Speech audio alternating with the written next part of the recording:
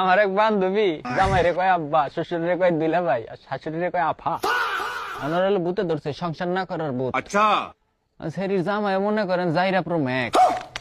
এখন সেরির জামাই হলো বাড়তে আইছে, সেরি কাছে আব্বা আব্বা আমার কোলে লাও। কোলে লাও মানে হইতেছে কোলে উঠাও। যাই হোক, জামাই তো মনে করেন রাইগা রয়েছে, কয় তোরে তো আমি ঠিক করবো, তুই যাই আমি শালির বিটি শালি। এখন ওই শরীরে নিয়ে গেছে শ্বশুর বাড়ি, রে হাতে করে এক বোতল পানি নিয়ে গেছে। এখন যে শাশুড়ি কইতেছে, কয় আম্মা আমি এই যে আকাশ কবিরাজের কাছ থেকে পানি আনছি বুঝছেন, এই পানি সকাল বিকাল 2 চামচ করে মেয়েরে খাওয়াই দিবেন আর গালে মাথায় ছিটাই দিবেন।